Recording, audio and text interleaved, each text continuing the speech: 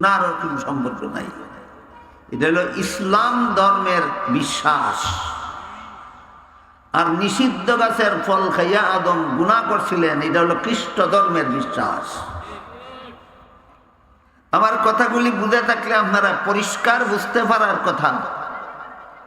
কেউ যদি ইসলামের বিশুদ্ধ মতবাদে বিশ্বাসী হয়, ইসলামের সহি আকীদায় বিশ্বাসী হয়, তাহলে সে আদমের নিষিদ্ধ গাছের ফল খাওয়াকে গুনাহ মনে করতে পারে না। আর কেউ যদি জান্নাতে আদমের নিষিদ্ধ গাছের ফল খাওয়ার ঘটনাকে গুনাহ মনে করে, তাহলে সে ইসলামের মতবাদে নাই, সে খ্রিস্টানদের মতবাদে আছে। বিষয়টা বুঝে থাকলে আপনারা বলুন, এই বিষয়টা কি ক্লিয়ার হওয়া দরকার না? সারা দুনিয়ার সমস্ত মুসলমানদের মধ্যে এই বিষয়টা ক্লিয়ার হওয়া দরকার।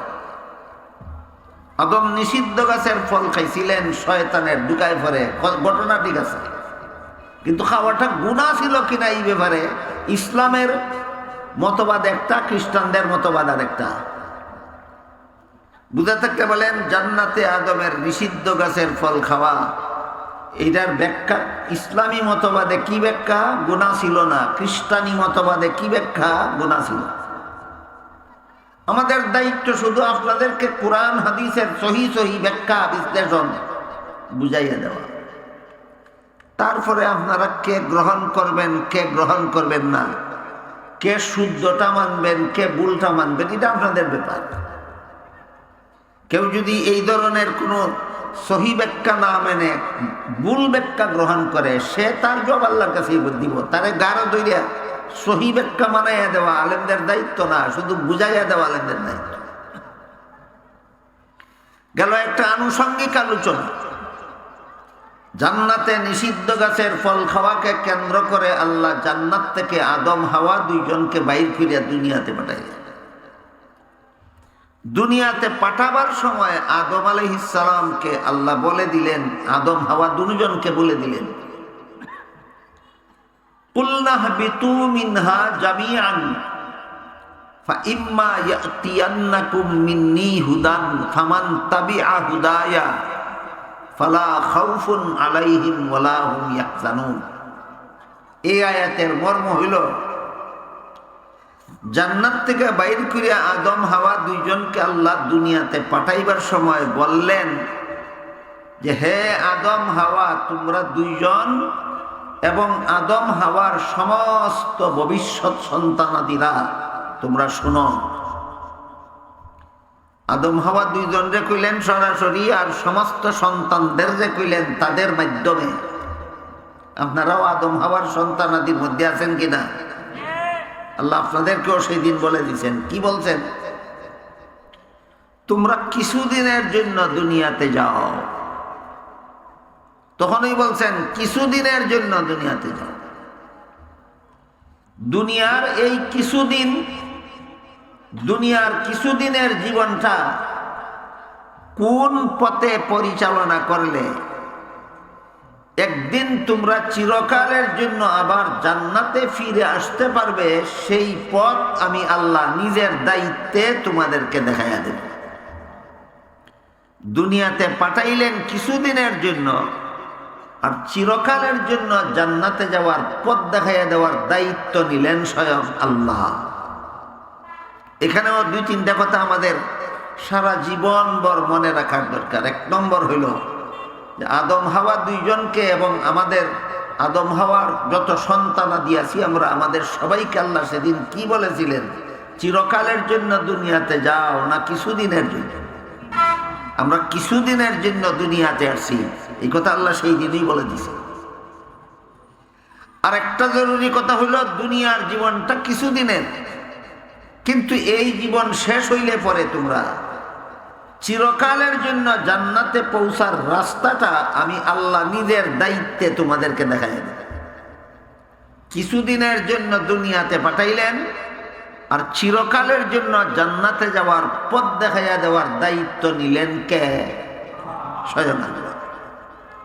আল্লাহ পাক রব্বুল আলামিন সেই দিনের ওয়াদা আদম সন্তানদের সাথে এই ওয়াদা আল্লাহ রক্ষা করেছেন, পুরা করেছেন দুই ভাবে।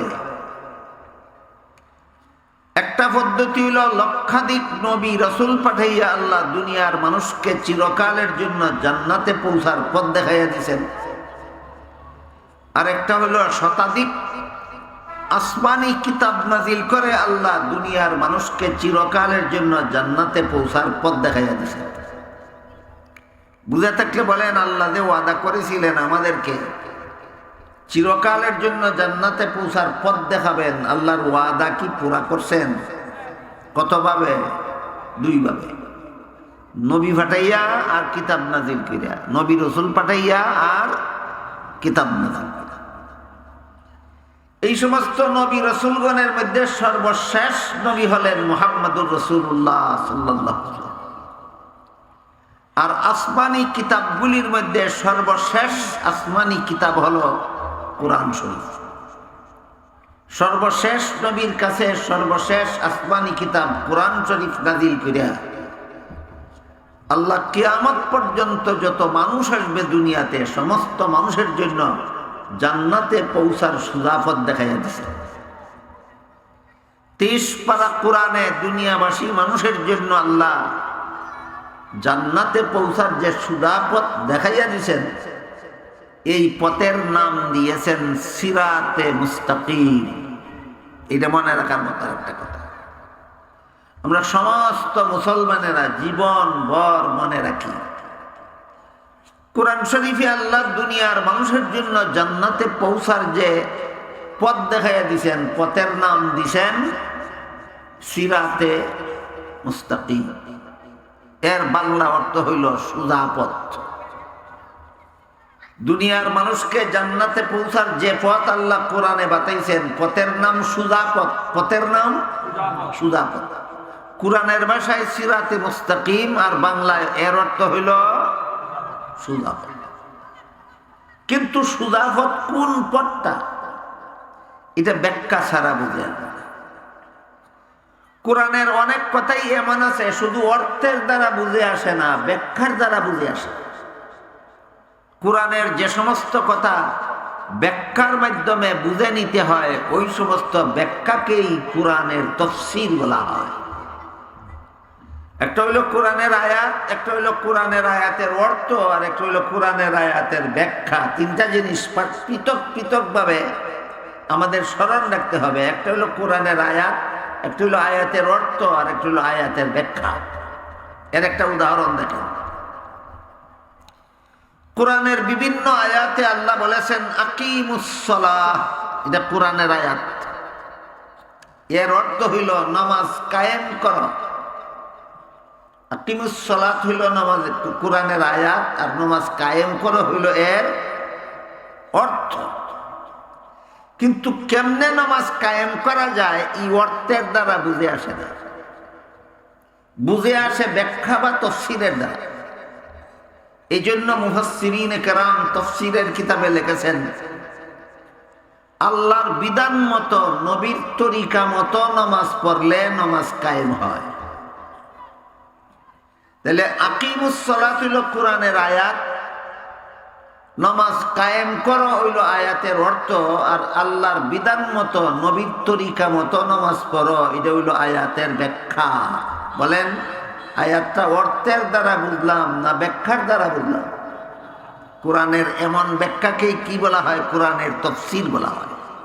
ঠিক তেমনি ভাবে কোরআনের ভাষায় যেই শব্দটা সিরাতে মুস্তাকিম, এর অর্থ হইল সোজা পথ। দুনিয়ার মানুষের জন্য জান্নাতে পৌঁছার সোজা পথ আল্লাহ কোরআনে বাতাইছেন, এবং এই পথটার নাম দিয়েছেন সিরাতে মুস্তাকিম। সিরাতে মুস্তাকিমের অর্থ যে সোজা পথ, কিন্তু কোন পথটাকে আমরা বেহেশতে যাওয়ার সোজা পথ হিসাবে চিনতে পারবো, এটা ব্যাখ্যা ছাড়া বুঝে আসবে না। এই জন্য মুফাসসিরিনে কেরাম সিরাতে মুস্তাকিম কথার ব্যাখ্যা করেছেন সর্বমোট 7টা। কোরআনের বর্ণিত জান্নাতে পৌঁছার সোজা পথের ব্যাখ্যা আছে কটা? 7টা। যারা মনে রাখতে পারেন মনে রাখবেন, যারা মনে রাখতে না পারেন লেখার সুযোগ আছে, লিখে রাখবেন। যাদের মনেও রাখতে পারবেন না, লেখারও সুযোগ নাই, রেকর্ড করে নিবেন। রেকর্ড করারও ব্যবস্থা যাদের সাথে নাই, আমার লেখা একটা বই আছে, প্রকৃত আহলে সুন্নাত ওয়াল জামাত পরিচিতি। ওই জমাতে কোন তফসিরের কিতাবে সিরাতে মুস্তাকিমের 7টা ব্যাখ্যা লেখা আছে, তফসিরের নাম সহ উল্লেখ আছে, বইয়ের মধ্যে দেখা নিবেন। সিরাতে মুস্তাকিম বা সুদাফতের ব্যাখ্যা আছে 7টা, তফসিরের কিতাবে 7টা ব্যাখ্যা লেখা আছে।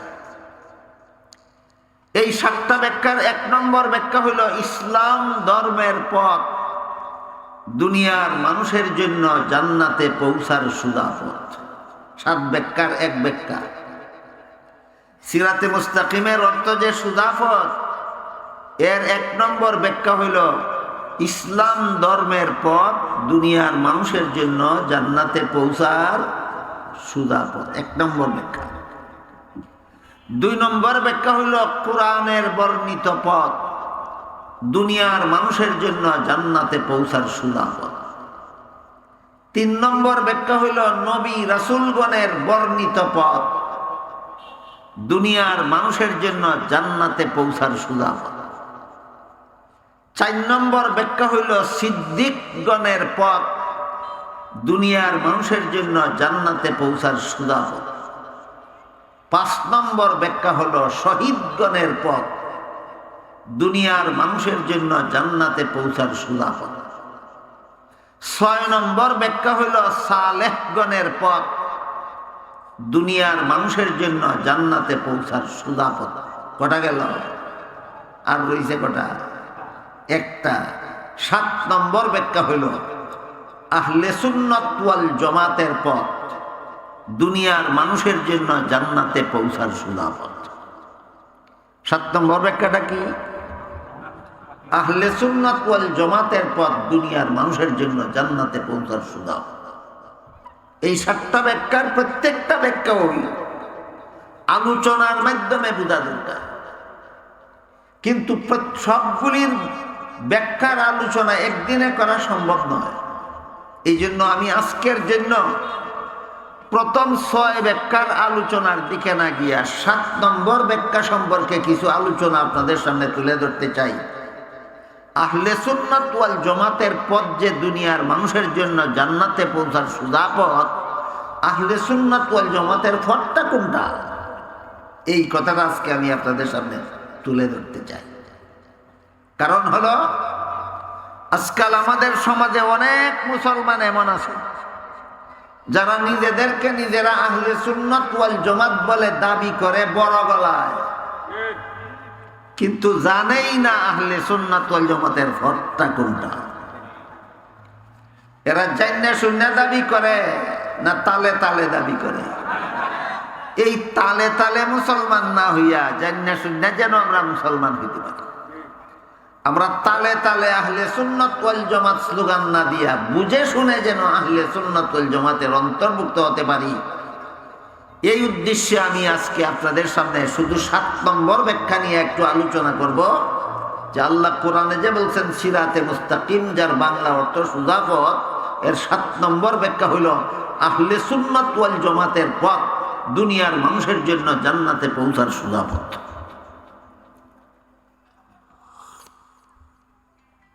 এই আহলে সুন্নাত ওয়াল জামাতের পথ কোনটা চিনার জন্য প্রথমেই আমাদের মনে রাখতে হবে এক হাদিসে রাসূল করিম সাল্লাল্লাহু আলাইহি ওয়াসাল্লাম বলেছেন, ইহুদিরা ধর্ম নিয়ে দলাদলি কইরা 71 দলে বিভক্ত হয়েছে, খ্রিস্টানেরা ধর্ম নিয়ে দলাদলি কইরা 72 দলে বিভক্ত হয়েছে। আর আমার উম্মত বলতে আল্লাহ রাসূল মুসলমান বুঝাইছে। আমার মুসলমান উম্মত ধর্ম নিয়ে দলাদলি কইরা 73 দলে বিভক্ত হবে। হাদিসের অংশ বুঝে থাকলে বলেন, ইহুদি হয়েছিল কত দল? 71 দল। খ্রিস্টান হয়েছিল কত দল? 72 দল। মুসলমান হইব কত দল? 73 দল। এখানে আসি অনেক জাগতিক শিক্ষায় বড় বড় শিক্ষিত পণ্ডিত, যাদের ইসলামী শিক্ষার নাম গন্ধও নাই, এরকম কিছু শিক্ষিত পণ্ডিতরা সাধারণ মুসলমানকে বেবাচেকায় ফেলাবার জন্য, বেকায়দায় ফেলাবার জন্য একটা প্রশ্ন করে বসে। প্রশ্নটা এটা করে যে সব মুসলমানের আল্লাহ এক, সব মুসলমানের নবী এক, সব মুসলমানের কুরআন এক, সব মুসলমানের কিবলা এক, সব মুসলমানের কলেমা এক, মুসলমানের এত দল কেন? বুঝবার লাগি জায়গায় না, আপনারা রেফেসো ফালাইবার লাগি জায়গায়। এই ধরনের প্রশ্ন করা হারাম। জানার জন্য প্রশ্ন করা সওয়াবের কাজ, আর কাউকে পেছে ফেলার জন্য প্রশ্ন করা হারাম। কথা বুঝলেন কিনা? পেছো ফালাইবার লাগি প্রশ্ন করন হারাম, জানার লাগি প্রশ্ন করা সওয়াবের কাজ। এক হাদিসে রাসূল করিম সাল্লাল্লাহু আলাইহি ওয়াসাল্লাম বলেন, ইন্নামা শিফাউল ইনজিস সুআল। অজানা একটা রোগ, এটার চিকিৎসাই হইল প্রশ্ন করো। তুমি জানো না, যে জানে তার কাছে প্রশ্ন করো, তোমার অজানা রোগ চিকিৎসা হয়ে যাবে। তাহলে প্রশ্ন করা এমনই হারাম না পেছো ফালাইবার লাগি প্রশ্ন করো হারাম? হ্যাঁ, জানবার লাগি প্রশ্ন করা হারাম না, জানবার লাগি প্রশ্ন করা সওয়াবের কাজ। কাজেই যারা প্রশ্ন করে সব মুসলমানের আল্লাহ এক, সব মুসলমানের নবী এক, সব মুসলমানের কুরআন এক, সব মুসলমানের কিবলা এক, সব মুসলমানের কলেমা এক, মুসলমানের এত দল কেন? আগে জিজ্ঞাসা করেন, তুমি জানতে চাও না আমারে পেছো ফেলাইতে চাও? যদি তুমি পেছো ফেলাইতে চাও তাহলে এইরকম প্রশ্ন করাটাই হারাম, জবাব দেওয়ার কোনো প্রশ্নই আসে না। আর যদি বলো যে না আমি জানার জন্য প্রশ্ন করি, তাইলে শুনে, যেই হাদিসে আল্লাহ রাসূল বলেছেন মুসলমান ৭৩ দলে বিভক্ত হবে, এই হাদিসে আল্লাহ রাসূল বলেছেন ৭৩ দল মুসলমানের মধ্যে ৭২ দল মুসলমান জাহান্নামী হবে, এক দল মুসলমান জান্নাতি হবে। এই ৭২ দল মুসলমান মুসলমান হওয়া সত্ত্বেও জাহান্নামী হবে কেন? একই আল্লাহ বিশ্বাসী, তো তারাও ৭২ দল মুসলমান কেমনে হইল? দুই আল্লাহ বিশ্বাসী হইয়া না এক আল্লাহ বিশ্বাসী হইয়া? ৭২ দল মুসলমান হইল অন্য কোরআন বিশ্বাস করিয়া না একই কোরআন বিশ্বাস করিয়া? ৭২ দল মুসলমান হইল অন্য নবী বিশ্বাস করিয়া না একই নবী বিশ্বাস করিয়া? ৭২ দল মুসলমান হইল অন্য কলেমা বিশ্বাস করিয়া না একই কলেমা? তাহলে ৭২ দল হবে কেন? আল্লাহ রাসূল এই হাদিসে পরিষ্কার বলে দিয়েছে। রাসূল বড় চমৎকার একটা উদাহরণ দিয়ে বুঝাইয়া কইছেন যে একই আল্লাহ বিশ্বাসী, একই রসুলে বিশ্বাসী, একই কোরআনে বিশ্বাসী, একই কলেমায় বিশ্বাসী, একই কেবলায় বিশ্বাসী মুসলমান ৭২ দল হবে কেন যারা জাহান্নামে যাবে? একটা উদাহরণ দিয়া বলছেন আল্লাহ রাসূল। উদাহরণটা হইল জলাতঙ্ক রোগের উদাহরণ। একটা রোগের নাম আছে জলাতঙ্ক রোগ। এই রোগে যে আক্রান্ত হয় পানির পিপাসায় কলিজা ফেটে মারা যায়, কিন্তু পানি দেখলে ফান করবে দূরের কথা, পানির দ্বারে কাছে যাইতেও ভয় পায়। এটা হলো জলাতঙ্ক রোগের অবস্থা।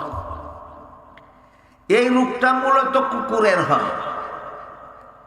যেই কুকুরের জলাতঙ্ক রোগ হয়, এই কুকুর যদি কেউ কামড় দেয়, ওই কুকুরের কামড়ে মানুষটাও জলাতঙ্ক রোগে আক্রান্ত হয়ে যায়। আল্লাহর রাসূল এই রোগের উদাহরণ দিয়ে বলছেন, জলাতঙ্ক রোগে আক্রান্ত কোন কুকুর একটা মানুষকে কামড়াইলে যেমন তার কামড়ের দ্বারা জলাতঙ্ক রোগের পয়জন ওই মানুষটার রক্তের কণায় কণায় মিশে যায়, ঠিক তেমনি ভাবে আমার ৭২ দল মুসলমানের অন্তরে দুনিয়ার লোভ রক্তের কণায় কণায় মিশে যাবে। এরা একই আল্লাহ বিশ্বাস করবে, সুদা পথে জান্নাতে যাওয়ার জন্য নয়, দুনিয়ার স্বার্থ হাসিল করার জন্য। একই নবী মানবে, সুদা পথে জান্নাতে যাওয়ার উদ্দেশ্যে না, দুনিয়ার স্বার্থ হাসিল করার উদ্দেশ্যে। একই কলেমা, একই কোরআন, একই কেবলা মানবে, সুজা পথে জান্নাতে যাওয়ার আশায় না, দুনিয়ার স্বার্থ হাসিল করার লালসায়। তাহলে তোমরা যে প্রশ্ন করছো একই আল্লাহ একই রসুলে বিশ্বাস হইয়া অত দল কেন, প্রশ্নের জবাব হাদিস আসেনি? না না, 72 দল মুসলমান একই আল্লাহ বিশ্বাসী হওয়া সত্ত্বেও, একই রাসূলে বিশ্বাসী হওয়া সত্ত্বেও, একই কলেমায় বিশ্বাসী হওয়া সত্ত্বেও, একই কোরআনে বিশ্বাসী হওয়া সত্ত্বেও, একই কেবলায় বিশ্বাসী হওয়া সত্ত্বেও এরা কেন জাহান্নামী হবে? আল্লাহ রসুল বলেন সুজা পথে জান্নাতে যাওয়ার আশায় এরা ইসলাম পালন করবে না, এরা ইসলামের নাম ব্যবহার করবে দুনিয়ার স্বার্থ হাসিল করার লালসায়। এই লালসার কারণে এরা জাহান্নামে।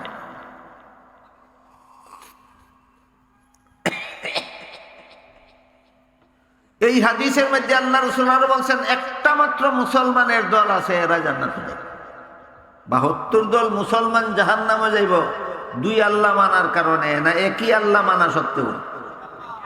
একই আল্লাহ মানে জাহান্নামে যাবে কেন? আল্লাহ মানবে সুজা পথে জান্নাতে যাওয়ার আশায় না দুনিয়ার স্বার্থ হাসিল করার লালসায়? এই কারণে জাহান্নামে যাবে।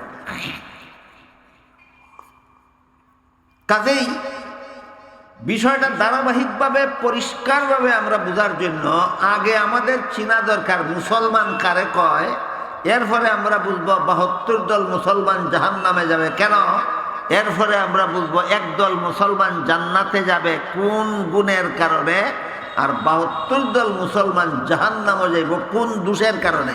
এটা বোঝার আগে বুঝতে হবে মুসলমান কারে কয়, মুমিন কারে কয়। এক হাদিসে উল্লেখ আছে রাসূল করিম সাল্লাল্লাহু আলাইহি ওয়াসাল্লামকে হযরত জিবরিল ফেরেশতা জিজ্ঞাসা করেছিলেন ঈমান কারে কয়? যার ঈমান আছে সেই তো মুমিন, যার ঈমান আছে সেই মুমিন। এই জন্য মুমিন কারে কয় চিনতে হইলে বুঝা লাগবে ঈমান কারে কয়। জিবরিল ফেরেশতা রাসূলকে জিজ্ঞাসা করলেন ঈমান কারে কয়? জবাবে রাসূল বললেন 6টা কথা বিশ্বাস করার নাম ঈমান। এটা আমরা সারা জীবন সমস্ত মুসলমানদের জন্য সারা জীবন যত কিছু জানা ফরজ, সবগুলি ফরজ থেকে বড় ফরজ হইল এই কথাটা জানা যে 6 কথা বিশ্বাস করার নাম ঈমান। এই কথা যে জানে না তার আর কোনো মতেই ঈমানদার হওয়ার সুযোগ নাই, কোনো মতেই তার আর কোনো ফরজ আদায় করার সুযোগ নাই। সকল ফরজের বড় ফরজ হইল 6 কথা বিশ্বাস করার নাম ঈমান। এই 6টা কথা কি কি এটা জানা হইল সব মুসলমানের জন্য সকল ফরজের বড় ফরজ। আমার কথা বুঝে